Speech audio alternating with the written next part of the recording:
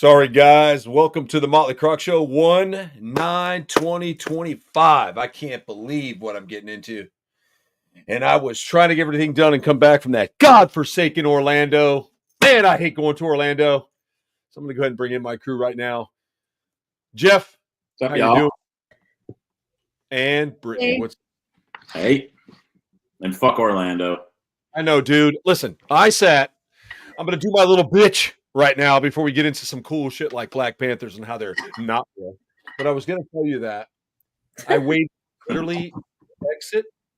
I left the Palms Resort as a meeting today. We're moving forward at the Palms. We're going to be doing some more animal interactions there. Some more animals going to be great.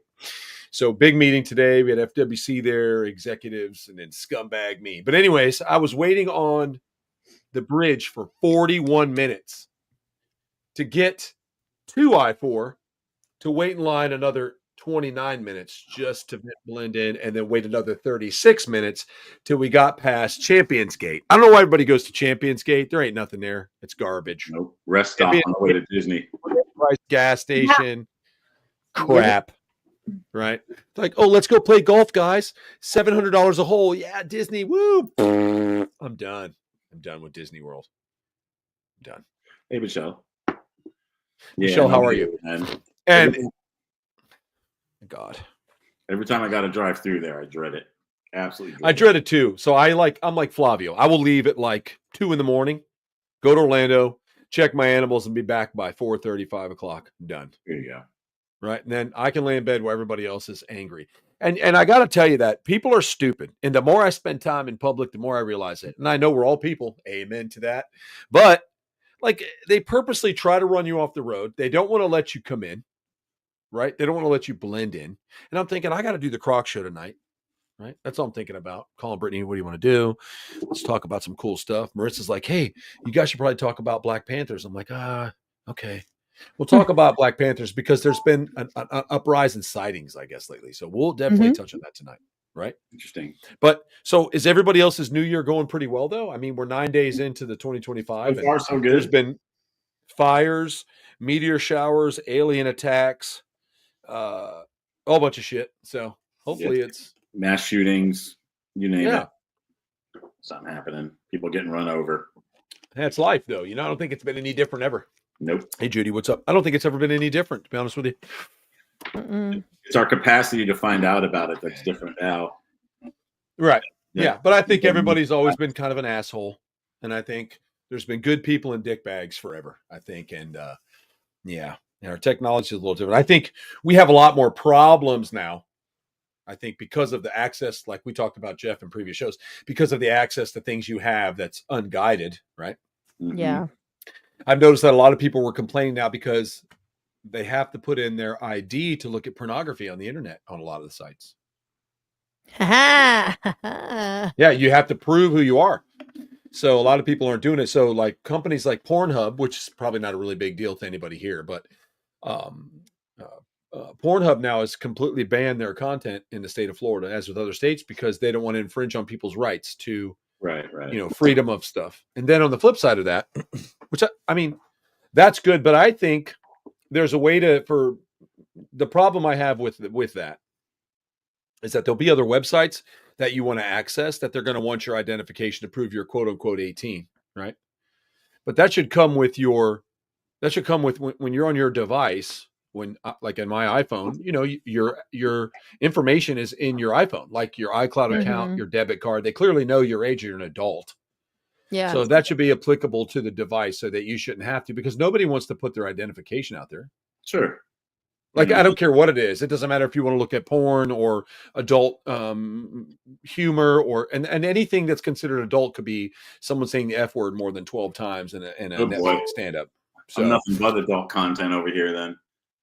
Right. You know what I mean? So anytime you do that, like our show is considered adult. Like when they ask me sometimes on YouTube, which is why I don't stream on Instagram, because I'm on Instagram and whatever you want to call it, I have a blue check mark and they know who I am. I'm verified or whatever. It's a thing that if you say that you're doing stuff, then it ruins your algorithms and everything else. But then again, I just saw that Zuckerberg douche nozzle is they're going to try to make Instagram and Facebook more like X so that you have freedom of expression and they're not taking it away from you. Because if you want to say, hey, I believe in supporting veterans from suicide, and using the word suicide for a bot to kick you off right is absolutely ridiculous and Perfect. uncanny. And so now that they're doing that and they're clearing up that you have a right. I mean, yes, they're not going to allow pornographic stuff on there quite like X does, but that's okay. There's a platform for everybody. Instagram is not the platform for pornography as much as they might try to put it out there. It's just not the platform. Okay. No. So, and I have no problems with pornography. I don't care if people do it as a living or look at it. I have people in the adult industry that are friends of mine and I respect them. Adult work is adult work. Great. Instagram, you can advertise in there, but I just think that that's kind of one of those things we want to stay clear of on Instagram, because it should be more of a people's gathering. Right. So, yeah. But with that being said, so we might have some more freedoms coming up and then some more downsides to stuff. Unfreedom. So, yeah. So, I mean, our forefathers fought and died for our right to look at free porn on the internet. And so I feel like, and say what you want and believe what you want. Exactly. And obviously you don't want kids getting hold of porn, but, I mean. Right. And like you said, it's up to the parents. Yep, I agree. It starts with the parents, and the parents have to be the ones to police their own kids. It shouldn't be up to the content creators to police the end user. 100%, because if that was, that'd be a problem for the Croc show, because I can tell you, I can show you, I can actually put my comments on my private messages up, that the comments that I get and the things that certain groups of people, not just religious people, but other people that say, God, why would you do that? Or you're one of those people that imprison animals and you use animals for this and you're this and that. So there's always somebody that's going to hate you. They're going to hate you. No matter what you do, somebody's going to hate you for something. It's the oldest saying ever is that you can't please all of the people all of the time. I know. And since we're actors and we don't really do any of it for real, I mean, I don't pay any attention to it. I mean, just because I occasionally act like an asshole does not make me an actor. That's right, Craig. Opinions are like assholes. Everyone has one. Does not mean I want to see it. And most of them stink. Exactly. So, I mean, I understand how to use the internet. I'm not an idiot, but you can just get a proxy server company and then you don't have to scan anything. I use a VPN anyway. Yeah, I would definitely use a VPN on anything you do. Mm-hmm. I mean, granted, I started using my VPN when I was downloading things that I probably shouldn't have been downloading, but by the way, I mean like copyrighted information, not music, any kind of illegal porn or anything like that. Here, let's go back in the past. Are you ready? Napster. Oh my God! What was the other one I used to use all the time? Napster. LimeWire. LimeWire. Remember LimeWire? That was great. LimeWire was a good one. Days to download a movie, and half the time it was recorded from somebody's video camera in New York City. Like spies. You can hear them eating their popcorn and everything. Yeah. What's up, Marissa? Hey, Marissa. The doctor's in the house. She is. I would have let the doctor come on, but you know how she can be sometimes. She's elusive. Well, she was. Well, Serious. she's kind of like she's like a Black Panther. She is. Does she even exist? I am actually. I'm going to make her a new picture. Oh, you can't though. You have to stick with cassowaries because she's. I have that, but just as like a fun one, I could I don't know. I might play with that one tonight. That might be good. I don't know. I mean, it might be kind of a good idea. I think. I do a lot of creative work when I'm like just sitting in bed and my brain won't stop working. Like that's when I do a lot of creative. I think, yeah, I agree. I think a lot of people. I think if you would take more, Jeff, and you may agree. If you sit down, like I like to have my lettuce before I go to bed, and then I'm really there, dude. Then I can be like, wow, I want to create this. So, like I've been writing music actually. So I like to write. Oh, that's awesome. So I like to write. She wants a Black Panther shirt. If you go on to Marvel, you can find the. I forget what it says. Shaquanda lives forever. Something. Wakanda forever. Oh, Wakanda. Yeah. Or you could just go to one of those places that has the shirts with like the wolves baying at the moon and stuff like that. You could probably find a Black Panther doing something. You named the painting Kyle. That's so cool. Kyle, the painting. ABSM. Yeah, the ABSM. He's now named And Kyle. I love it, Michelle. Freaking How love cool it. is that? Mhm. you know, Hi, Ange. speaking of Panthers, it still blows my mind all these years later that when I was with Troy and Justin and everybody down south, I found out that panthers meow, that they're a large, big, about a big, small cat. Yeah. It's crazy. They meow like a little house kitty. Like cheetahs too. Cheetahs. Yeah, it's super crazy. They just. Well, thank you, Nico. Ball of yarn. See what happens. Nico is one of my favorite people, honest to God. And I'm not just saying that. Like, he's done a lot for me. I want to give him a little bit of a shout out because he's helped a lot. He's been a part of our family for a very long time. Very long time. And he's a hot shot out there at the Palms Resort. But we had a meeting there today. Again, folks, we have a lot of attractions out there. We have the alligators and the animal interactions and the feeding shows. And they do some other stuff with my smaller alligators Mondays, Wednesdays, and Fridays. So it's always available to go out there and take a picture and hold an alligator. Sometimes I come there, sometimes I don't. It just depends on if I'm in town. I was there today for quite a few hours. The staff's amazing. FWC was there. We're doing some new stuff. So I'm pretty excited about moving forward with that. I think there's going to be some really cool stuff. And everybody was great. And Nico, you've got quite a team, bro. You've got quite a team. Hands down, you got quite a team. But we definitely got to go out and play with some crocodiles, Nico. I will call you about that this week. That's coming up real soon. That's awesome. But yeah, as I was saying, we'll have to make some animated superheroes. We got to do that. I got to figure out how we can make like superheroes of all of us. I did find a place, Jeff, where we can 3D scan ourselves. What's up, Seth? Hey, Jim. And Jim. And we can make super action figures out of ourselves. Oh, can I be like some kind of Jewish superhero? Or just be yourself with the quit hating on Satan shirt and like a bowl in your hand? They make the what are they called? Pop? Be awesome. Where is mine? Fantastic. Oh, the little pop characters. They make those. You can personalize the pop. Yeah, the pop. I don't want a pop. I want the real deal. Like when we're standing here, like we look like ceramic bobbleheads. They have those.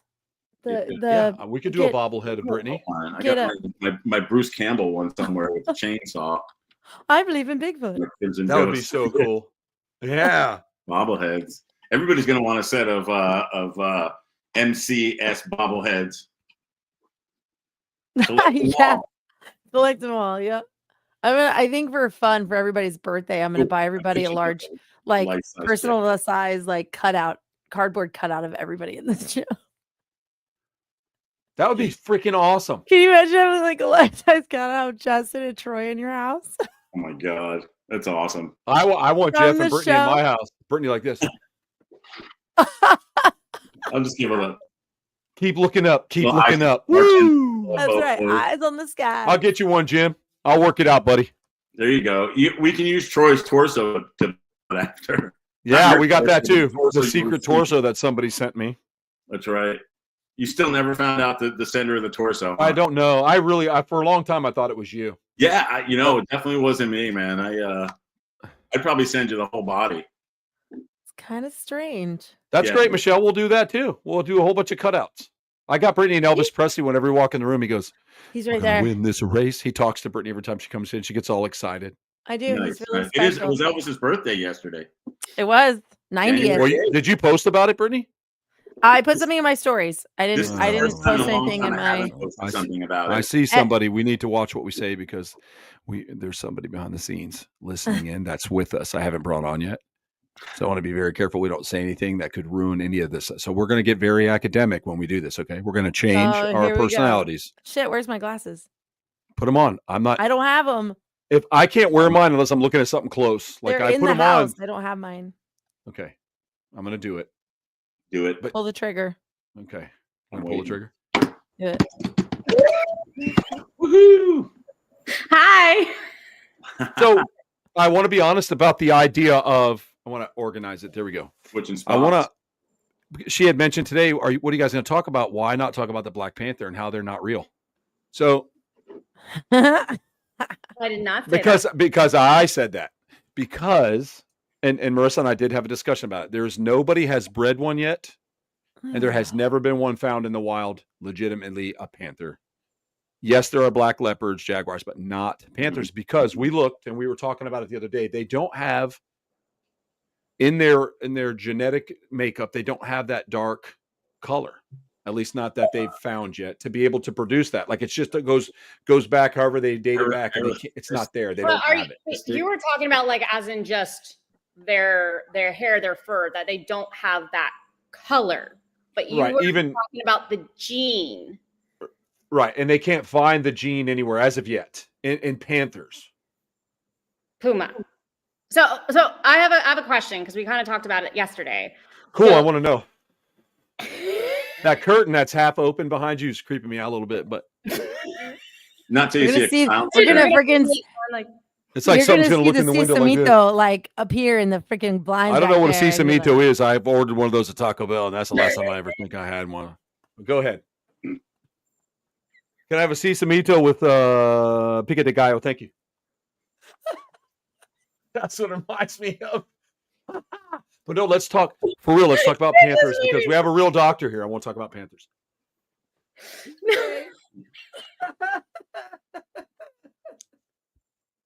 Okay. Right? We've all ordered it. We've all ordered it. Okay. So no. Okay. In Belize and in other parts of Central America, puma, mountain lion, cougar, they're all the same thing. She is a cougar, yes, Michelle. Yeah. Oh shit. It's all right. I'll get them. We are family here. We are all family here. We're all family here. Mm-hmm. Troy, yesterday when you were talking about puma, steel panther. Yeah, dude, look at that. Okay. I got panthers everywhere. So puma, so in the States is a puma, a mountain lion, a cougar, I don't know, whatever. It's all the same animal, right? Right. Yeah, basically. I think this has to do with locale. That's where they vary, like where they because they look the same. Panthers and mountain lions, more or less. They're all cats. I thought they were the same thing, kind of like I thought it was vulture, the same thing, right? That's right. what I was informed. But he's right. People call them wherever they are, like they call the Florida panther. But and we did bring, which is obviously different, the mountain lion down from out west to reintroduce to the panther. So I mean, it kind of the same thing, but he's right. It's whatever they call it. Yeah. Okay. So my question, because yesterday you looked from the Smithsonian, if I believe, in regards of looking at, there could be no possibility about a black puma or whatever. My question though with that is, did they sample every different type of population throughout the range of the puma? Because if they're only sampling from a small population, they may not have the particular melanistic genes to be possibly to produce a black panther. So that's something that like they made that statement probably out of a very small sample size. So we can't say that there's no possibility of a black panther because of a small sample size. So that's it would be just extremely rare is what you're saying, because I know that everybody thinks they see them, but a lot of people, it's like there's some fat cats out there, and I see videos that I get sent sometimes, like, what you're talking about, motherfucker, and they'll send me a black cat walking along the ridgeline. It's just a big black cat, right? And if you know anything about once you understand animals, like a lot of us here do, and you look at something, your mind deciphers it for you because you understand what the body looks like. Like there's this thing on Instagram, Boise Bigfoot or whatever. I see it a lot, but they post sometimes. I'm sorry if you're watching, guys, but sometimes it's like ridiculous what you post. There was a black bear, Marissa, in a cabbage palm at night. Now, if anybody knows black bears, I can describe it very easy. A lot of people don't, but their eyes are very close together, and they're small, and they've got this big bulbous round, their edible muscles. Their heads are very big. And they've got like a big booty. They've always got a real hump booty and a pot belly. So when it was hanging, I go, a lot of the hunters, and you should always pay attention to hunters because they spend a lot of time in the woods hunting and understanding the differences of what they're about to kill and whatnot. People like, oh, fuck hunting or whatever you want to think. Hunters do a very good job out there at what they're doing. They're good at scouting. They're good at tracking. Now, every hunter was like, black bear, cool it. This is stupid. It's a black bear. You guys, I can't believe you believe this, blah, blah, blah. Now, I've seen black bears climb cabbage palms in Florida at night purposely, and so is Justin, to pull the froms out to try to get lizards and bugs that tuck in along the way. And they do it at night. They just get up there and they're digging around. Somebody shined it. It looked at them like this, like a Sasquatch. Then there's all these other people. They probably drive cars and raise children going definitely a bipedal hominid. And then I look at their page and it's like somebody with that I can't say on the air feeding cats and stuff, but they know what a bipedal hominid is, but they learned it. So they're typing that, which propels this nonstop crap, Marissa, is what I'm getting at. So every alligator in the water is 15 feet here. Yeah, I was out in the kayak and Oh yeah. it opened its mouth and my whole kayak would have fit in there. It's got to be 25 feet. Woo! I'm like, man, you drank too much moonshine, homie.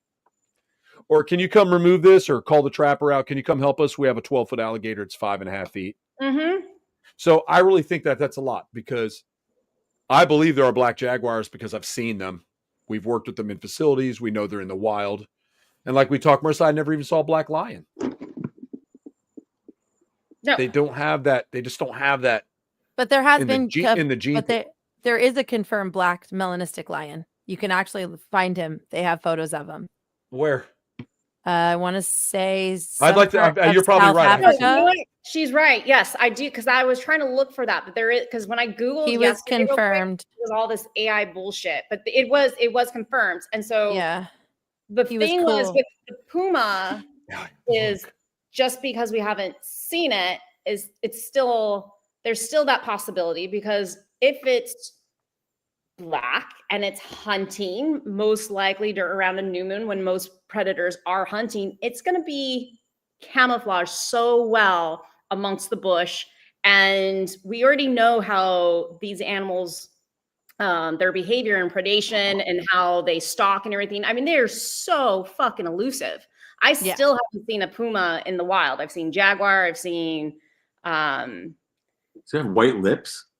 That's because it's a copy. They take the same cat and then they make them black and they send them out. So I want a confirmed real one. No, it is confirmed. No, it is confirmed. It's in either South Africa. No, it's not. It's actually more like in his mane. Remember, it was like I was sent it by my friend in Africa who was like, "Hey, you're into cryptids. This is a cryptid. Like for us here in Africa, this is a cryptid." I'm like, yeah, it's awesome because they had the melanistic tiger that was just confirmed on camera. Well, they possess black cool. like the leopards do. They have. No, I know. I was just cool because he was melanistic hair. I mean, that's what me and God, Marissa so talk black. about. Mountain lions don't have it in Colorado. They're buckskin. At least the ones they tested, though. I think I see kind of where Marissa's coming from. If I do. How long it took to see a melanistic alligator. What was that? Less than 5 years ago, 6 years ago, with the first melanistic alligators, maybe 10. You know, yeah, to see them because when alligators become adults, they get real black anyways. So they have that. And, they don't have the white stomachs as they get older. It's like a gunmetal. And then you have them with the all black eyes. Melanistic alligators are beautiful. But yes, you're right. What we were talking about, they possess that gene. But I can't find anywhere. And I was really looking in the science part. Right. And you'd have to have the perfect storm, two alligators, either, both heterozygous for the gene or at least carrying the gene in some way as a visual or a het. So it could be there. It just may not be put together yet or, put together and then seen. They may not last in the wild. Yeah, and I wouldn't know why. I can tell you this. I'll tell you a true statement, Marissa. There has not been one melanistic alligator I ever worked with that's not a piece of shit. I'm serious. Not one. For some reason, and somebody will come over, you're wrong, that's wrong.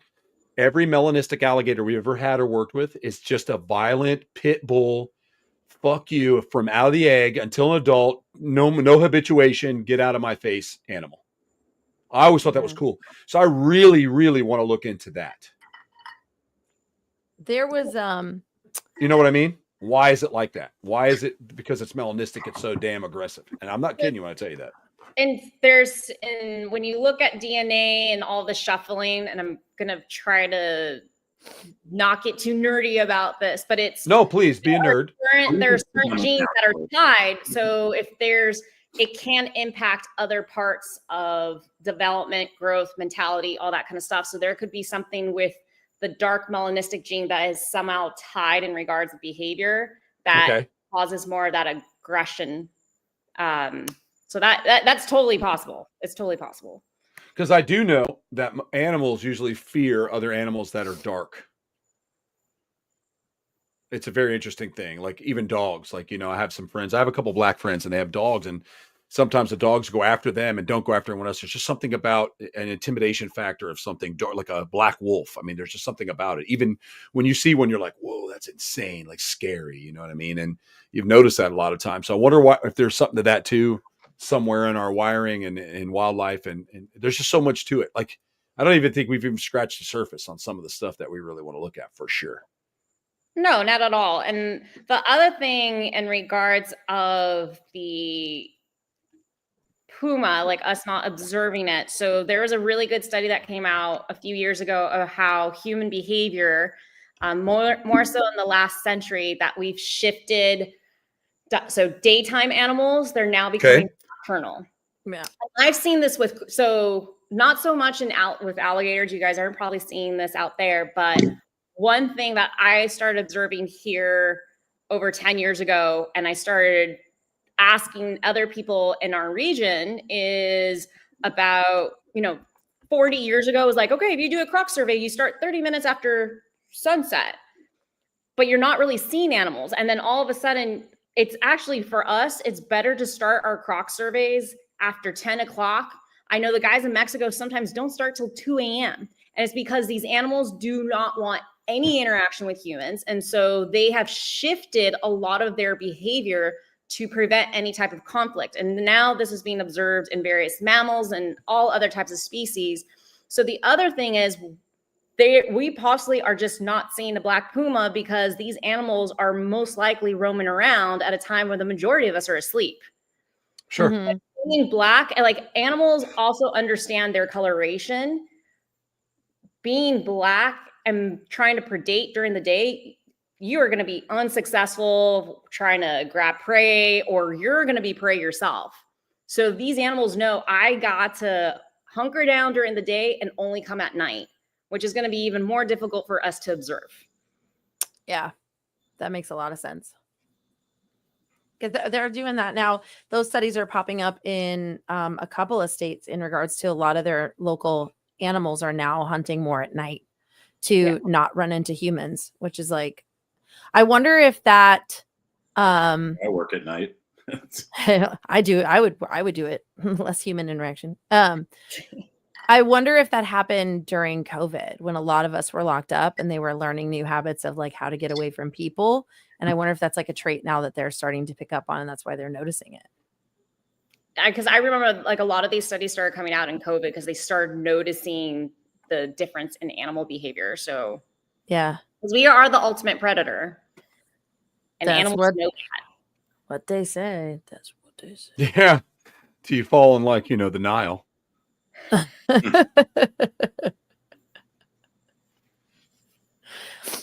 It's an interesting topic because, yes, I understand. I see where Troy's coming from in the sense of being like, I've seen some videos of cats, but I have legitimately been sent videos. I shared one with Marissa.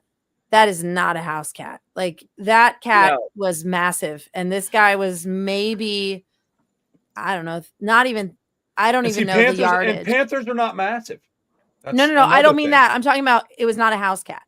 That is, for me, my biggest pet peeve is everybody's an armchair specialist now. So like somebody that provides a credible video and will say, hey guys, I need help. Is this somebody's, because Troy, private facilities sometimes have animals that escape, So like this person was like genuinely asking, like, I'm telling you, I'm at a McDonald's parking lot and across the street is this, right. I'm telling you, and everybody just attacks them without taking a pause and going, this could actually be a really cool scientific discovery, right? Or a game-changing discovery. But immediately local Fish and Game told him, no, it's a black house cat. You're looking at a black house cat. And I was like, how is that even fair to immediately just discredit this guy without actually looking at the video? You know what I mean? And it's like, yeah, I'm sure there are some identification factors from distance, I get that. That's a major play even in Sasquatch, where people are like, it was 12 feet tall. And then you go out to the actual spot and you're like, so it was 6.5 based on the branch where it was. But fear does a lot to us when we see things. But I guess for me, I just start to get really angry when people immediately jump to conclusion and they don't take a step back and go, wait a minute, let's really thoroughly investigate this, because one, we could have a great or really cool discovery we didn't know was possible. Or two, we can better guide this person and say, here's what you need to look for next time. But this is great. Keep your eyes open. Thank you for sharing this. This is fantastic. You know, like, see, like Ben says, I love cryptozoology, but working with big cats so long says differently, right? And another thing, like, really have to look. So I'm going to go into what we do, like when Justin and I are profiling, even from a distance.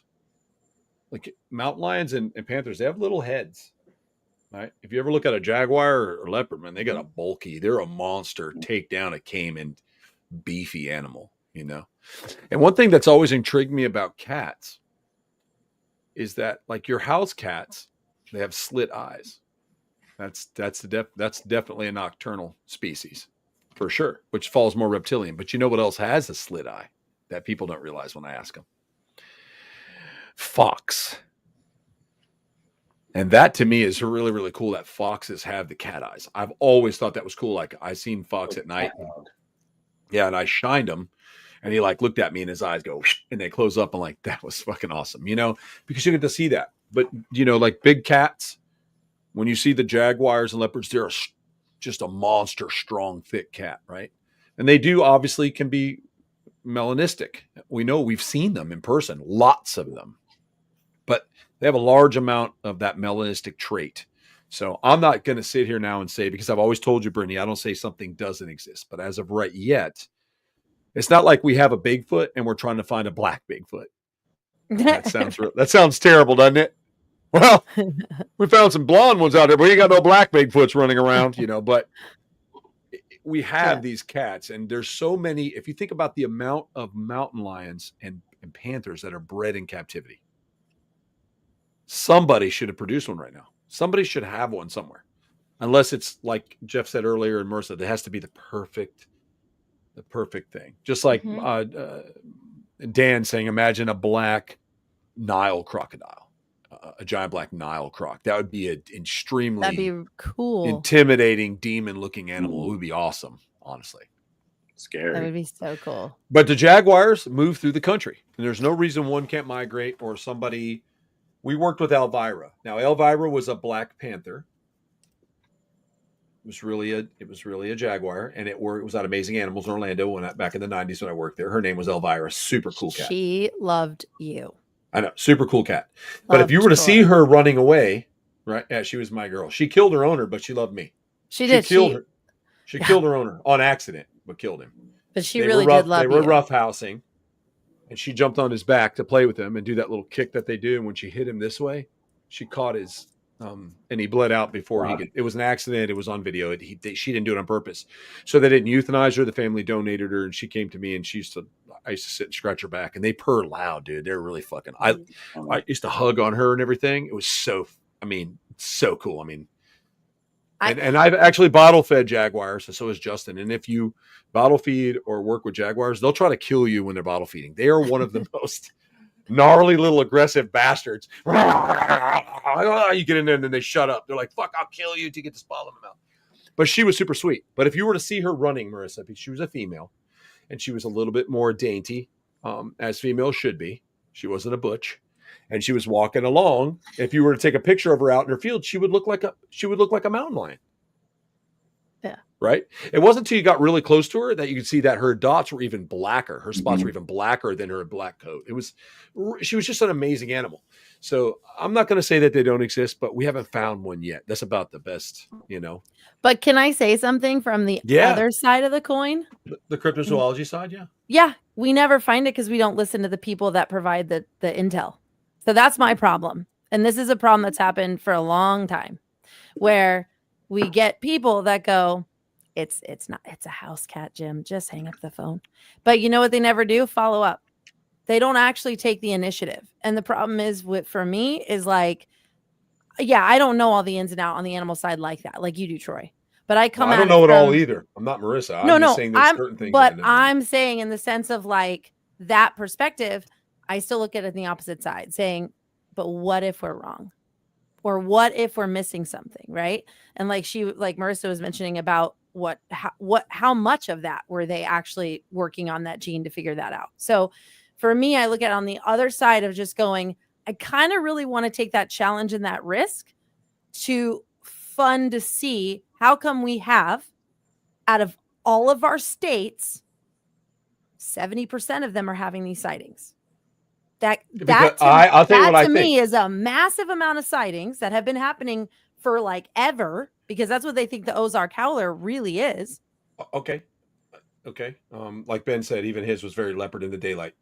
Very true. Now, what I was going to say was, Dan said, is there an albino Komodo dragon yet? Not to my knowledge. But you know what I did see, Marissa, that I thought was cool? An albino Galapagos tortoise. Yeah, that's neat. Oh, I've seen one albino that was born was too. freaking rad. I've seen melanistic Albatros in captivity. Wow, that'd one be popped cool. out, and it was like, oh, it was like the golden nugget. I think that black leopards or jaguars are a lot more, and even if they're not totally black, if you see them at night, they can be dark. Like he was talking about, his is very leopard in daylight. People don't believe that there are leopards now migrating through Arizona. They've been when in the 1980s. Jaguar. I'm sorry. I meant jaguar. Right. Jaguar in Arizona. Right. Jaguar, not leopard. Jaguars are migrating up to Arizona, but they've been going through there for a long time. Even when we were out there, we would hear stories about that. It's their historical range pre-colonization. It's in many of the natives' part of their stories. My dad and I were out. We were hiking through. We were looking at the hieroglyphs or petroglyphs, on the rocks in Arizona. We would find all the cool stuff. My dad would drag us out. Well, one day, Marissa, this is just an example. It has nothing to do with a cat, but it does have something to do with an animal. We hear this little squeaking sound. This squeak, squeak, squeak, and all these little hook tails go running by. Little striped tails. Coatis are native to Arizona. People don't realize that. Yeah. So we saw them come running through and we're like, whoa. I was a kid. My dad we didn't really know exactly what it was yet, because like they looked like raccoons, but they were like little bear raccoons. They were cool. And so they migrate through there too. And people think, they think South American, and that's not true, because they come all the way up through into Arizona. And now there's been sightings in Texas. So it's not impossible. Those cats have big ranges. Even little house cats in the neighborhood have these huge ranges that they travel and go beat up and kill birds and everything they can in their path. But they have huge ranges. They do. They should have the same laws on cats as they do on dogs. They should definitely be inside or controlled. Releasing your cat outside is never a good thing. Mm-hmm. I mean, we know they just kill everything. And they pick up a lot of diseases and such. They do, and they just kill a lot of shit. They kill a lot of things, and they are responsible for a lot of animals' demise across the United States and across the world, as far as like, in the blue iguana, the rhinoceros iguana in Haiti. I mean, they suffered immensely because of cats. In Australia, they pop them off because they kill a lot of their wildlife. They're one of the most invasive animals. So it just shows you that cats are very, very strong. They're smart. They just have a big territory, extremely smart, and just correct. And so I think people are seeing leopards or jaguars. I really do. Jaguars or a pet leopard that got out. But I think jaguars are up there moving around, and people smuggle animals all the time. They find animals in places they're not supposed to find them because of human trafficking the animals. But let me ask this question though. So if you look at a mountain lions do actually have black in their hair. Around their face, around their mouth, there is black in their hair. Okay. So why? According to science, it's not. It's a dark brown. They don't possess the black. I'm just saying, it's not black like you think. Okay, so let's just say though, like Marissa has dark hair, but it's not black. You know what I mean? Even though she's half Native American. She's like, go on. I was going to say something really crazy, but I forgot I was live on the air, and I don't want to. I don't want to say anything about prairie people or anything, but right. So I'm just saying. So I'm going to stop you. We can't necessarily. No, somebody would not know what I mean. They'd be like, "That guy's a racist." But my eyes are brown. I got some of that in me too, buddy. Chill. Yeah, they definitely have a little more black than the Florida panthers do, like the West Coast mountain lions.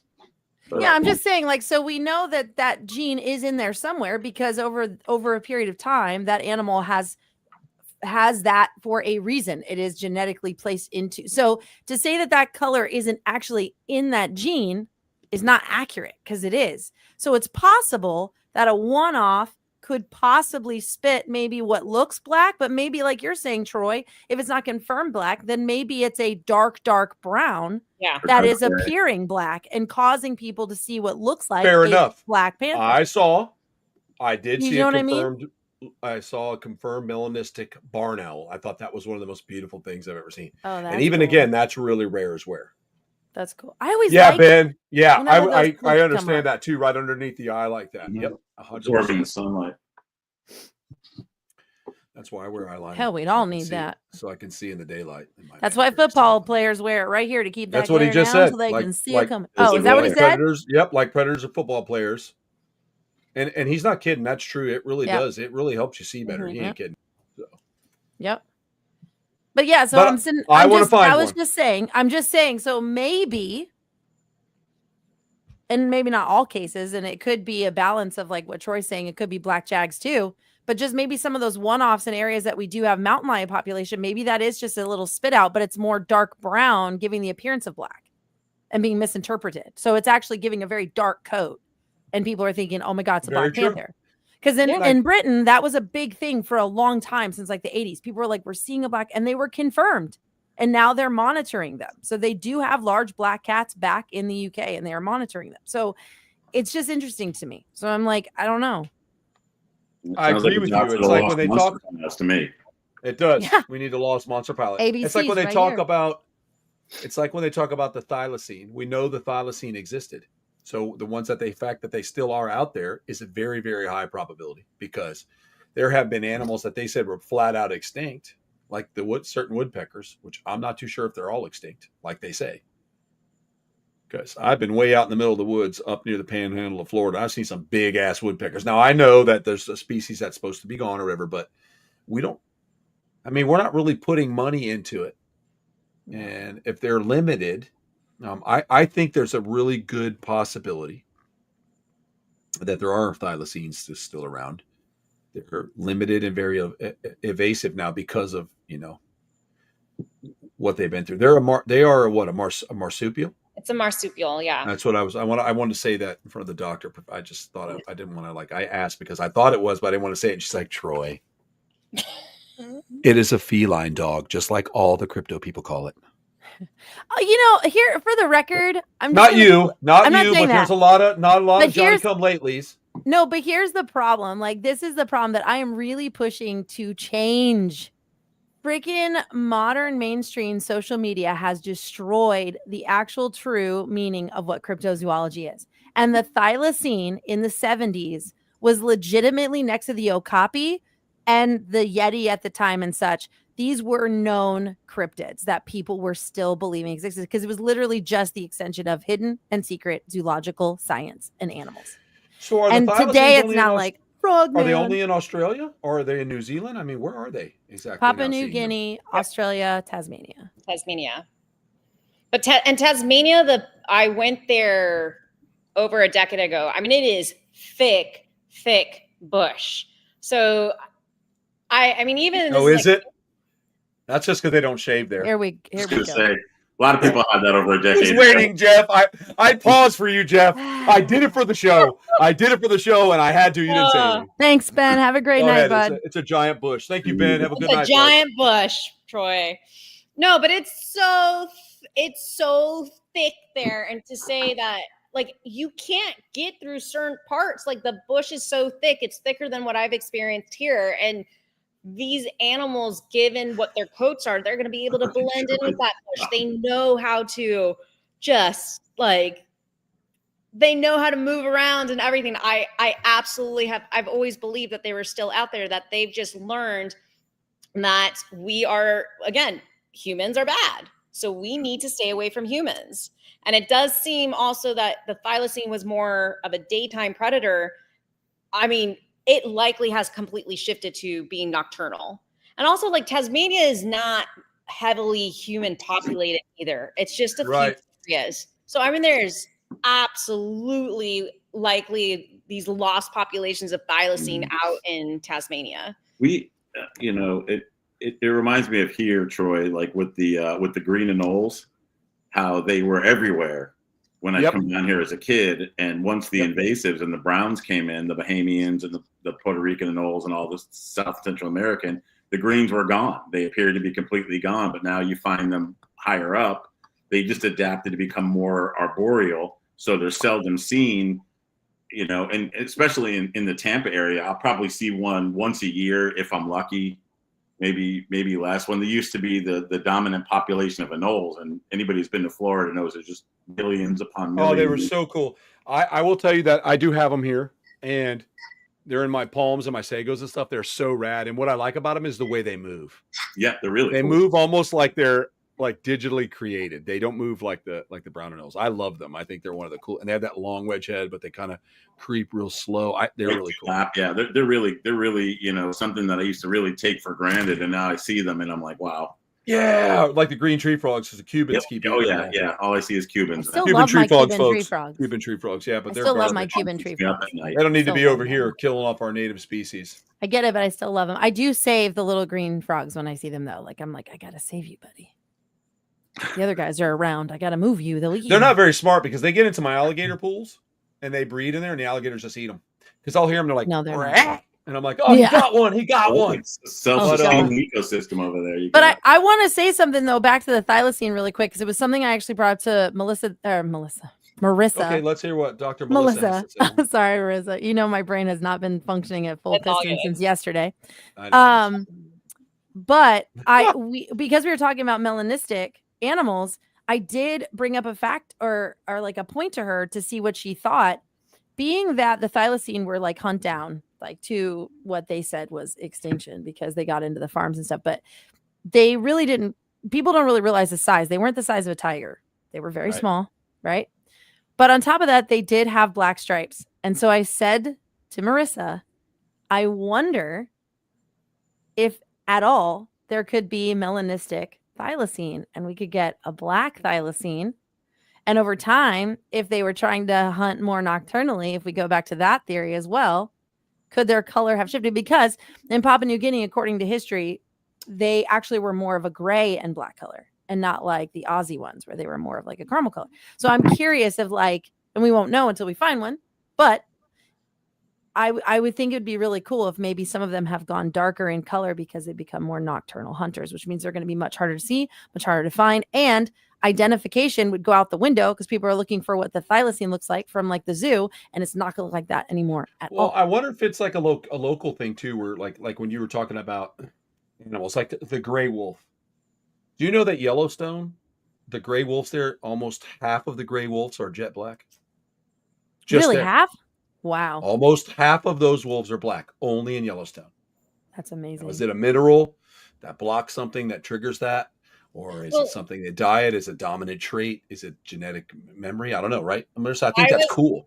So the wolves were almost hunted to extinction. So it's called you get this bottleneck where there's a little bit of inbreeding. So there's mutations or these type of genes that usually don't get expressed, but now you have a smaller population where these genes can become, I guess you can say, a little bit more dominant per se. They start expressing more. So that's why we're seeing more black wolves. It was just because there was, instead of 500, now you probably only have 10, and it's easier for these weaker submissive, there's deleterious genes to be expressed. And so it's the same thing with the thylacine that I'm thinking as well, that if they were hunted to a very low population, now there's going to be certain traits that we're really seeing from the 1920s, 1930s.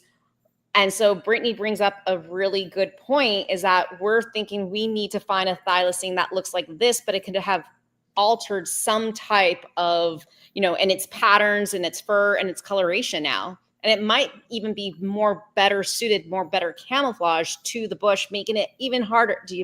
I'll just keep using bush. Okay. So,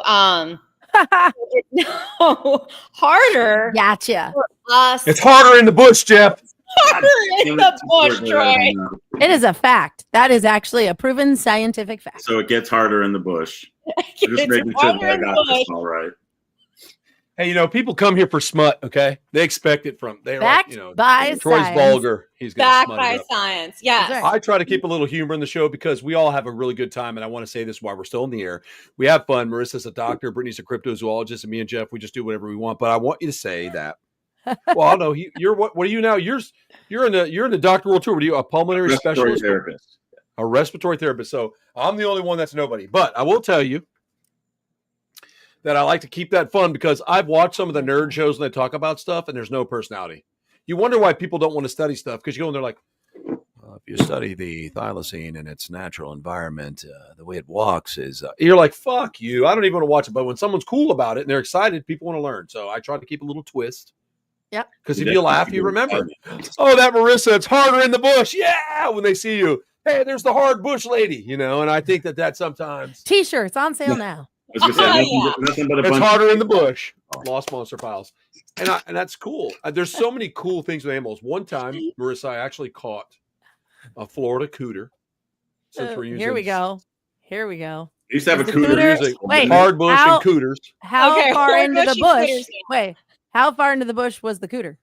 It wasn't. It was actually in the wet See? part. That's of how the you water. make a sentence. Oh, it's in the When wet the part. when the cooter dives in the water, they do get wet. Yikes-a-bee. They do. Here we go, Well, folks. cooter.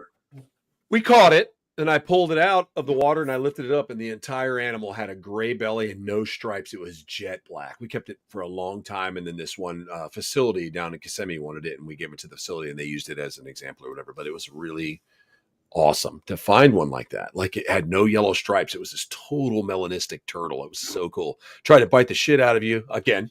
I remember that. And I thought that was really pretty awesome thing too. And so melanistic animals to me I love them. They're very cool. I like the darker animals. I have an Osteolaemus and it is more dark. And I really wanted a really, really black one. And that's the one I ended up with. And he's just really cool. I just like them really dark. I just think they are. I'll take And yes, this. peninsula cooters are big. They're not as big as the Swanee River cooters. Those are huge, Daniel. Here, Huge so cooter. I'll Almost take it up to back. 3 feet carapace. It's huge. I'll take it back to Troy's melanistic wolves, which I think is fascinating, Troy, up in Yellowstone. I think that's badass because I love seeing those videos from Yellowstone Park of people filming the wolves. It's just beautiful. Like, And they do it in slow-mo with the snow dropping and the animal goes. yeah, I know. And they They're like, look "Oh at my you. It's God. I just get chills. God." Freaking, that's amazing. Yes. Save the wolf. Till a pack of them run up on you in the woods. Not amazing anymore when you're looking at them. They're eating you while you're still alive. You know what, chasing though? their guts. Kind of feel like, if you're going to die that way, that's a pretty cool way to die. Still. I'll make sure that happens for you next time we're traveling. That's great. Okay, thanks. Justin, check. let's not intercede. She wants to die being ate by a wolf I didn't alive. say that. I'm just Come on, saying. guys. Nope. What a That's your story. wish. That's the last check off the bucket list. Brittany wanted to be at the back today. She died She by a wanted wolf this today. encounter. That's badass. She's not here to appreciate it. But man, her guts were long. They drug it all the way to the Pine Ridge, bro. Justin would eat and taste my liver. I know he would. He's done it before with wolves, so who knows? But listen, with the deers. No, But he ate anyway. the deer and he bit on the deer heart or whatever. Yeah. Well, we messed with the liver and then he took the deer heart and he was like, oh. It was, I was like, Yeah, Justin, remember he you're touched gonna it on his die, lip? bro. And Yeah. he's like, bro, am I need going to to be go. sick? Am I going to die? I'm like, no, bro. It's like, no. why the hell did you do it to me? I'm like, show it because he's like, there should be the heart left. There should be the liver. I'm like, here, I found the body parts. I think They're a right brutal here. way to die is like what that chimp did to that frog. But go ahead, Brittany. What were you going to say? No, stop bringing up the chip and the frog. Anyway, frog. back. I've No, arrested Marissa, I'll send you no. a video later. I'll send you a Nope. video. We're done. This is like a 3-year-old. I'm gonna vomit on my feet gag that I'm. Bro, but when you see the video, you have to laugh. And you know what? You're gonna mourn for the frog. Anyway, listen. That So frog straight deep-throated, dude. He became an entire fleshlight to that chimp. I'm gonna mute you all. He worked right that now. frog. Dude. Yes, bro. Oh, I know what you're talking about now. You saw it, Marissa. It's the funniest thing ever. Just Terrible. tanked in. Terrible. But, there's humans that have done that too. What the fuck? Go ahead, Anyway. Brittany. Ugh, and they've done worse. It is. So funny Thank you, Craig. At least we have a real supporter here. Right, true classic. Thank you, Craig. It is a true. We Craig- should have shirts that say the chip Craig, I and the frog freaking love on the you, Motley but Croc. why? But why? Okay, It's funny. It really is. Not for the frog. not for the frog. It's not That funny. monkey all had his bottom lip down. He said, Now, what if the frog actually Freaking initiated this action? He don't know. did He not. might have. He You bit don't off know? more He than did he could not. chew. He bit a did lot not. more off There than he was could no chew. consent to that action. I'm telling you right friggin' now. Bro, he Fred made a Warren for serious president. O-face, that guy. Oh my God. And he died. And he died. I know, because it went all the way through and out the back. I can't. I just can't. It was crazy, Marissa. It was so bad. And he frog runs ring. off and it's like stuck. I just think that's great. But go ahead. Go ahead. Absolutely awful. Anyway, so I'm going to take it back. Please do. So, like in 2015, there was a canine hit by a car up in Maine, up in Turner, Maine. And this guy gets out of the car and he's looking at this thing and he's like, what kind of canine? well, here's where it gets fun. So he was Okay, like, cool. what the heck am I looking at? I have a photograph, so I'll put it up to camera for you guys. He's like, what the heck am I looking at? Thank you, So Matt. this is, thanks, Matt. So it's like, I'm glad that this guy did this because he actually grabbed the carcass, Word. which you should do if it's dead, grab it. Because if it doesn't look right, this could be cool, something cool. So anyway, so he picked it up. And then of course he took it to a local veterinary clinic and so on and so forth. And they started like trying to figure out what the sequencing of this thing was. Cause they're looking at, they're like, it's not a wolf and it's definitely not a dog. I have no idea what this was. So speculation started that it was like a true dire wolf pup that's this guy killed. Right. But this was also at a time when we weren't 100% strong in pulling ancient DNA. So like when we have certain animals from previous years that are not in our more modern day data collections, we have to start doing a sequencing called ancient DNA, right? So extraction. So there's a lady in Duke University who does dire wolf and the La Brea tar pits museum and such. They have a lot of academics that also help with this, but it's only like a very few group. There's not a lot of people that are doing the dire wolf sequencing. So I think that's cool. I love these people because I think we should do it. But so this was at a time when it wasn't its strongest.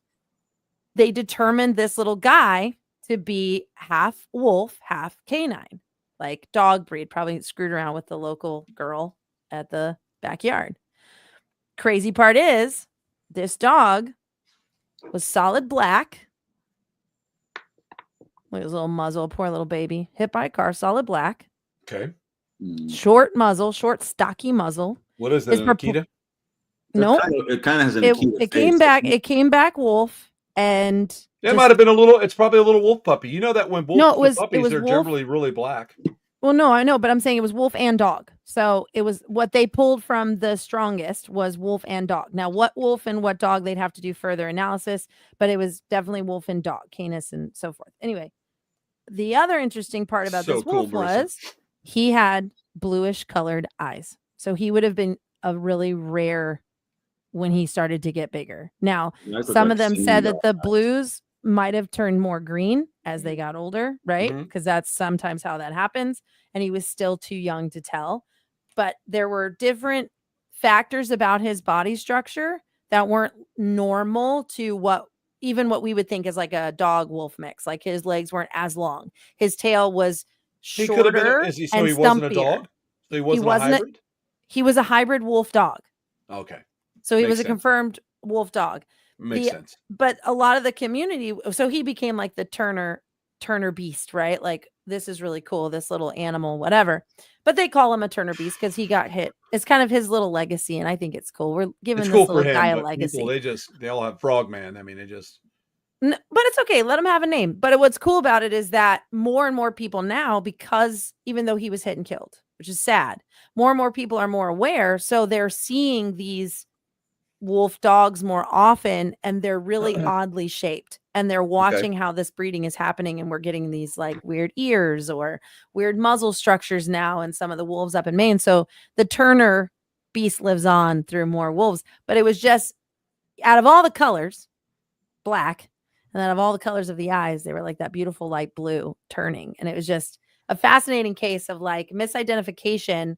However, the guy at least was smart enough to grab the carcass to say, I don't know what this is, because the structure of it is definitely off. Like, it's definitely different than what I've seen. So I think that's cool. While you were telling that story about me, I sent Marissa some melanistic North American possums. They are cool looking, dude. Oh, I bet those are cool. and a melanistic barn owl. Those are confirmed. They're real I things. just think melanistic animals are cool in general. I've been Agreed. I'm not really a water turtle kind of guy, but I saw some melanistic red ears, and they were so freaking cool looking. I mean, with the little red on the side, like a maroon. They Yeah, were amazing. That and the melanistic alligator. I want a little one named him Darth Gator. Melanistic gator baby. Darth Gator. Yeah, and the first female will be Ruth Gator Ginsburg. That piebald moose that they captured, the baby piebald moose was beautiful. I think piebald animals are pretty neat. And they captured her and photographed in the snow. I mean, her color, I was like, damn. I will tell you. Beautiful. I was talking to somebody at Daniel too, and he had no idea, but the northern cassowary is just the single wattle. That's a badass bird too. And I saw one they had somewhere they just brought up, and it had like some blotches like that, and they were questioning if it was piebaldism in the southern cassowary. Has anybody ever seen a southern cassowary? No. Like I have a northern, and she's a pain in the ass. Seen the southern. I didn't know there was a difference. I was trying to give her some heat last night. She was being all contras on me again. She comes up and she takes a deep breath, blows her neck out, and then looks at me like this, like sideways, like, come in here, motherfucker, again. I'm going to show you. Like the bitch is like, calm down. I'm like, I'm trying to bring you some heat. It's cold. So I put heat in there for her, Marissa. And what does she do? Goes to the other side and lays down all night. She did that on purpose. I come out to check the heat. She gets up. What are you doing over here? Get out of my fucking. What are you doing? She's like that. I swear to God. She's part of the Vigilante Vaginas group. She's a tough one. Listen, I will say though that even though they look, I mean, to me, I love them. Like I love seeing your story because it just reminds me of something straight out of like Jurassic World. Like I'm just like, freaking love those birds. They're just so badass. That's like the shoebill. Freaking love the shoebill. Like their attitudes. Freaking love. Oh, love the shoebill. Tell me that's not Darth Gator right there. Look how cool that thing is. I don't know if you guys can see it. The melanistic gator. Oh yeah. Just let me send big black eyes. I'm sending you something too, Jeff. And yes, something scaly can be cute. Yes, you damn Skippy. I have like my heart. I freaking love Gilly. Anytime Marissa posts a Gilly video, I'm immediately like, oh my God, what's he doing today? Is he going to get it? Is he going to eat it? Gilly, you didn't get your meat. Silly guy, get up there and get it. Like, I just love him. Like, I am looking forward to such a crush. Troy meeting Gilly and seeing how that interaction is going to go. Oh yeah, because you were saying last time he doesn't like guys around you. I'm just going to talk to it like this. I'm going to go, Gilly, hi, like Marissa does, and he's going to go, oh my God, this guy's so cool. Gilly does not like it when other men are in the enclosure with me. He does not like it. I'm his girl. He does not like it. I love it. I cannot wait. I just so badly. I cannot wait. I can't wait. Marissa, I'm sending you. Remember I told you about the melanistic caiman I caught? I sent it to Jeff and Brittany, but it's badass. That's the melanistic caiman. I caught that caiman in South Florida. Now I don't know if it was a fuss. He's beautiful. It is badass, dude. Tell me that's not a cool looking animal. Hell yeah. The eyes make it too. Caiman eyes are just the coolest. Because you know how they're always gold, Marissa? Yeah. He was his bottom and everything. Yeah. Years ago, we caught a really, really dark Morlet's crocodile. No, American crocodile. American crocodile. Imagine I mean, it was dark. We have pictures of it. Hey, but Bryn. we ended up naming it Anakin because it was just like, holy shit. Lord Vader. Fuck, man. He was dark for an American croc. That's pretty. Nice. That's very cool. Well, I personally own some piebald alligators, but here's what happened. We noticed that when they go into the sun, piebaldism goes away on them. It fills in. It grows in. Oh, wow. Okay. It grows in dark or becomes more white? Black, grows in just like a normal alligator. So if you put them in the sun, they develop their own maybe color they're just undercooked. Back. That's a real thing. It's happening. I can prove it. I'll show you from babies to now. Well, I had some that had snow white stripes on their belly and they were black, and then their tail was a little striped. Here's the cool thing, though. They have sterling silver eyes. Oh, that's neat. So cool. But now they went all black. So now I have all black alligators with sterling silver eyes. One of them, half of his eye is silver and the other half is gold. And then the other one is, it looks like Storm, like super, super silver eyes, like polished silver. And I'll catch her up later because it's cold and I'll snapshot and send it to you, Marissa. But cool as hell. But then we have one named Pepper. When Pepper got here, he belongs to Brian Love. But when Pepper got here, Pepper had tiger stripe tail. It looked like a black and white beaded lizard. Cool as shit. Pepper's now his pigment grows in, turns like a gunmetal gray. What? Then it turns into their color. Yeah, closes in. So there may be more piebald alligators and piebald crocodiles being born that are surviving, and natural sun turns them what they need to turn it to. Obviously, if it was albino or leucistic, it's not going to happen. But it has been working, Marissa. I thought you might find that interesting. So, but there was a study that came out that you mainly see it in Temistoma, but up to 80 centimeters, they can change their skin color. I mean, they literally go from a normal color to jet black.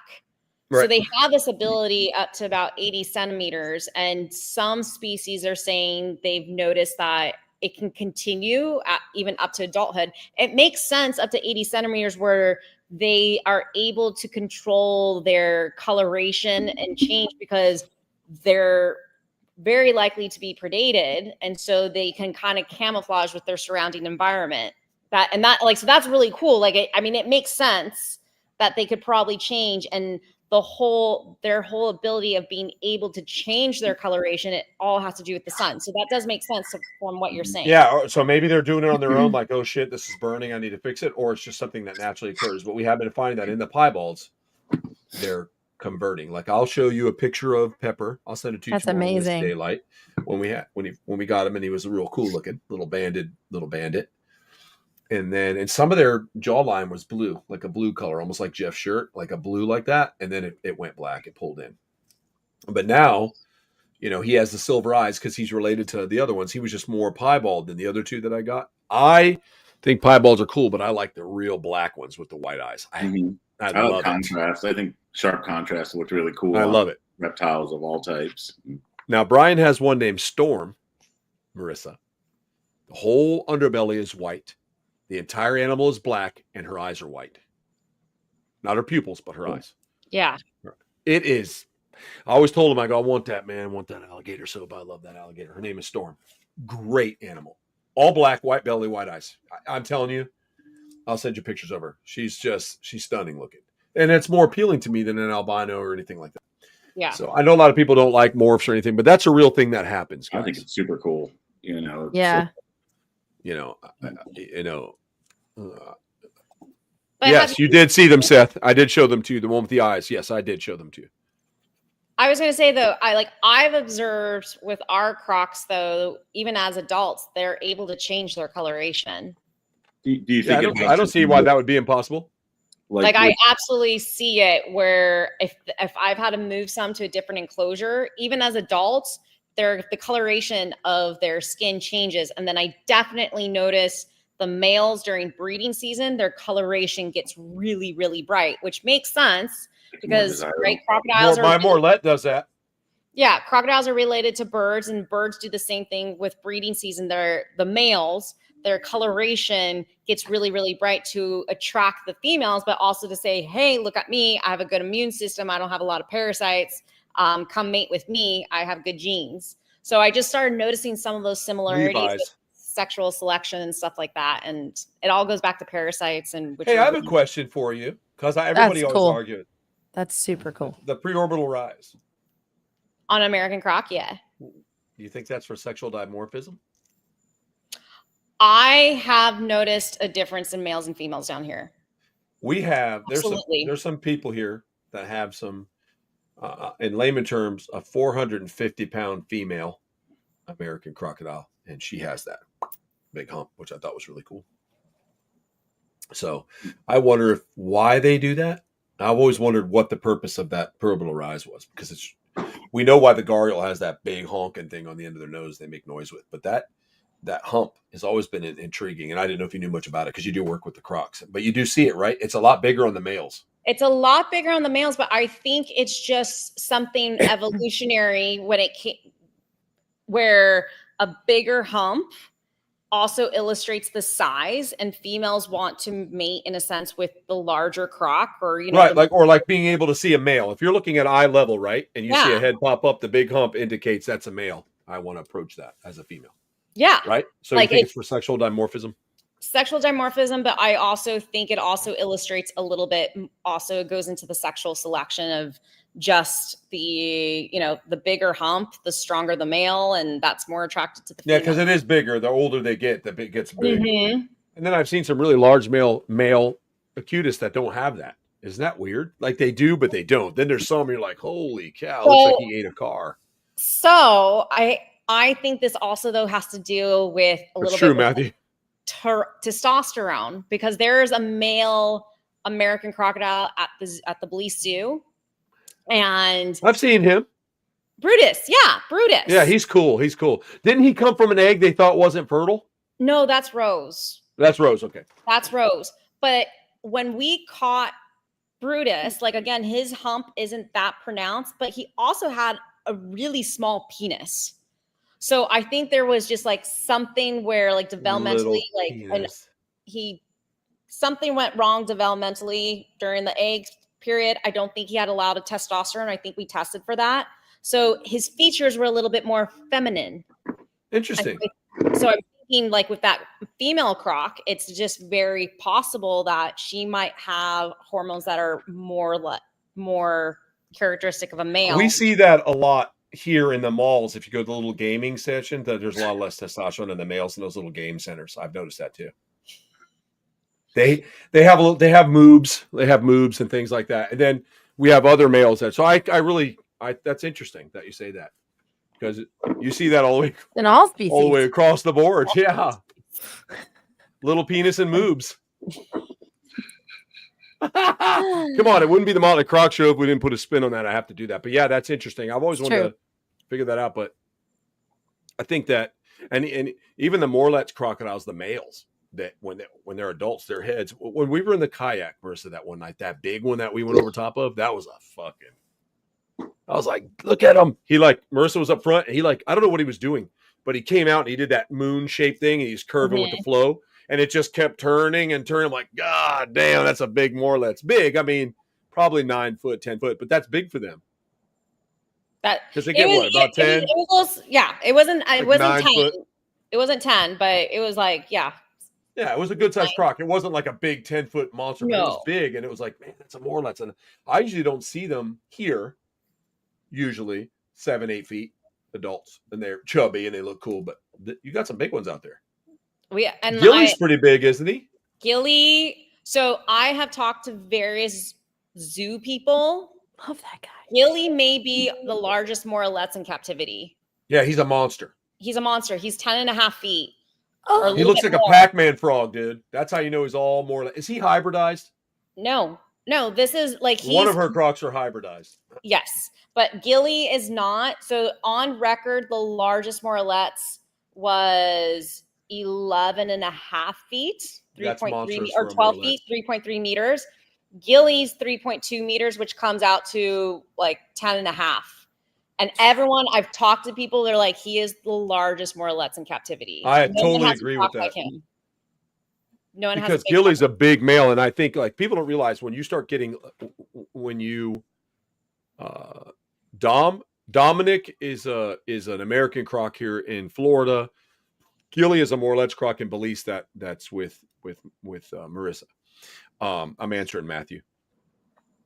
But people don't realize that when the more length you get on a crocodile, the wider they get, the more density they have. Like if they're long and skinny, it's something was wrong. They grow.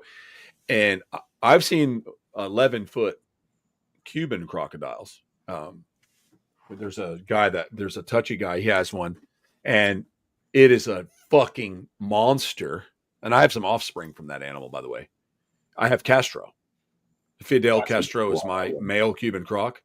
And he's young, but he's a fucking tank. Like he's a tank. Like he looks like he's going to come out there and bite your head off, and he looks up at you like, come on, and they move like velociraptors. They move quick. I love him. But when you see an 11-foot Cuban crocodile, it is a beast. Next to an 11-foot alligator, the 11-foot alligator looks like he's 5 feet long. I'm just telling you, because of the size. It's just, they're so big. And so, you know, they're big. And so Gilly is impressive. When I see Gilly, Gilly is. And I'll tell you what, guys, it's like when American crocodiles, and Marissa and I talk about it, like, I'll say, is that hybridized? She's like, oh, yeah. Because it always looks like someone takes a handful of osteoderms and throws it on an American croc, and wherever they stuck. They do not have symmetrical osteoderms, for those listening. They don't. They're scattered everywhere, and every single one is different. As with you get most crocodiles, and I can just use example the Morlets. A Morlet's crocodile, they have a nice straight ridge down the back. When they're hybridized, they may have the big fat bullfrog head, but if those osteoderms are like, hey, stick one here, we'll stick one there, and the nuchal scoop might be over here, and this one's over here. I'm like, yeah, it's American. Some American got in there and got on that guy. So we get a lot of that. And I think hybridization is natural, and the natural American Cuban crocs that are in Cuba, everybody's bitching about, but that's a natural process. I think that people interfere with, that if we weren't there, another couple 10,000 years from now, there'd be some other super croc that started that way and then just became its own species. I believe. I could be wrong. That's what I believe. So when I was working in Dominican Republic, I found out there that Romberfer, what we know as Cuban crocodile, they're finding skeletons and fossils of Romberfer throughout the Caribbean islands, and they're finding them a lot in Dominican Republic. So I was talking to the guy there, and he's just like, but why aren't they here anymore? Like, why is it like Romberfer, Cuban crocodile, and American crocodiles are in Cuba, but why don't we have Cuban crocodiles here? And we kind of started talking about it, because one thing you are seeing here in Belize is the American crocodile is starting to go further inland, hybridizing with the Morlets. And just long story short, we're like, holy shit, because this is a scientific theory, but you have a superior competitor and they pretty much breed out the other species. So I think that's what's going on right now, is that everyone's freaking out, oh, like, save Romberfer, but it's kind of like a natural process that's been happening for thousands of years. That, I'm sorry, the American crocodile, it's just the superior competitor, and it's hybridizing out the Cuban crocodile. So let nature take its course. And that's something we're seeing in Belize. And according to Helen, with her genetic study, like, we're kind of seeing, it's kind of cool. We're seeing the evolution of a new species with the American and the Morlet's crocodile. Yeah, and everybody goes, oh, you're ruining the gene pool. It's like, no, man, they do that naturally. Yeah. That's a natural animal to breed. Sometimes we ruin the gene pool because we intervene in things we shouldn't. I just think American crocodiles are one of the most badass crocs around. They're so, I'm telling you, of all the I've worked with a lot of crocodiles, okay? And they're one of the smartest. People say Cubans. I'll always disagree with that. Always. Americans just get it, man. They get it. I talked to Flavio about that. He'll tell you. They just get it. Second to me would be Siamensis. Siamensis are amazing, and they are, yes, and they are just, my two are, I love them. TikTok is, and Lee, they just know, like, we would tell Lee, it's time to clean your teeth. That's all you have to say. Time to clean your teeth. And she would just open her mouth, squint her eyes tight, open her mouth, close her glottis, and we would pressure wash her teeth out to get all that buildup off. And she would let us do it all the time. One word, time to clean your teeth. She squints her eyes, opens her mouth, locks her glottis, and we'd lightly pressure wash, obviously, inside of her mouth with a small brain, clean her teeth out. And she has the prettiest mouth. This might sound random. Perfectly pink tongue, ice white teeth, and she's over 9 feet. She's amazing. This is a random question, but do you think she also enjoyed it? Like the way it felt in her mouth, like the tingling, cleaning. In the wild, they let birds do it. I'm sure Marissa's seen that. Water big for a croc. Yeah. Yeah. And like, I like that to keep feels her good. clean. You, you know, we get calcium in the water. We get that rust color sometimes in Florida from the wells. And we would just start cleaning her teeth, and she's just beautiful. And Flavio did a lot of stuff with her. We did a lot of work with her. He would do the run and charge. So he would have the animal charge you as fast as it could and stop right in front of you, and you don't have no stick. That's why, Brittany, you don't ever see me really going with sticks with Crocs and stuff. No, I've never. To be honest, a lot of people use sticks. I understand. With everybody here, I've never seen him do it, but once. I think you did it once. If it's a dangerous animal that I have to put distance between myself, but generally, I like to push the envelope because Crocs are more bluff than they are on land. They're more bluff than they are committing. I'm telling you, I know this. People can argue, but I already know because Flavio has thrown us into some shit. And then Brittany had her first experience almost losing her face with a, oh my God, let me think of it, New Guinea. Yeah, it was a new, yeah. We were working with Flavio, and he goes, "You got to kind of lean in a little." And she leaned in, and he jumped off the ground. My step was and he went like this, too far. My step back. And I went around. I'm like, "Did it get her?" Because I thought for sure got the tip of her face. And my hair moved. Flavio goes, "Not that close, Brittany." Guy, not that close, Brittany. I know. That's so Flavio. That would have been the last time, Guy. Yeah. We just had Flavio and I just hung out today. We had some really good talks, so we'll see you in February for sure, Marissa. And we'll have to come out there and play with the crocodiles. And yeah, Lee is absolutely awesome. I still have her to this day. She's an amazing crocodile. I love her to death, and she's cool. Yeah, Matthew, she did. Matthew's very familiar with her. He worked for her too. He understands, but she's just really smart, man. Lee's are really, really cool. Yes, I remember the day of escape. She got out and she killed the owner's swans. that was Lee. That was Lee, man. All about that, man. Yeah, the owner of the zoo. She killed his swans, and that was it. He was like coming around the corner. She was badass, and we took forever. I'll tell you what. The person who caught her was Matt. Matthew's the one who caught her. She escaped, and she was doing this cool stuff, Marissa. She would go to the bank, up underneath the shrub, and she would just push her snout just gently out of the water, just so she could breathe, and we wouldn't see her. So Flavio's like agitate. And so Matt caught her. He's the one that got her. Brought her up. And then she was jumped. Yep. And that's the day they were trying to move her. And then the steering wheel blows out on the golf cart. We're taking her back. So they're driving with a croc and the fucking thing goes off the road and they're all holding this crocodile. Yeah, Matt, I still have her. We'll have to go visit her. She's still my sweetheart. She'll crawl up to me. You can touch her. And Jimmy's got her and she's doing a great job with her right now. I'd like to breed her. I would really like to breed her. That's Those are such great times, man. Great times, Matthew. Yeah, I forgot we were all doing that day. We all caught her at the Great Escape. I'll send you the picture, Marissa. I had the picture of her with the giant swan in her mouth. She's like, look what I did. She was bringing it to me. Matthew, I think, was there, but she was bringing me the animal because I'm like, come here, and she was bringing it. And then the owner came around and she did not like him and she just took off with it. And that just shows you right there that they know and they'll treat you in such a fashion. So. Yeah. On that note, we won't keep everybody on the show. Stay put. We're going to close the show.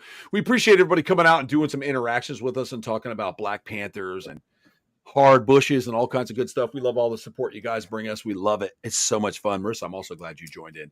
So I'm going to end the show right now. We are 22 minutes past the hour. Great show. Had a good time with everyone. I hope everybody enjoyed themselves. And we'll see you next week. And we'll find something else cool to talk about. Hopefully it's something cool with animals or something cryptid or Brittany finds her Black Panther. Until then, thank you for the support. We love you guys and good night. Yeah.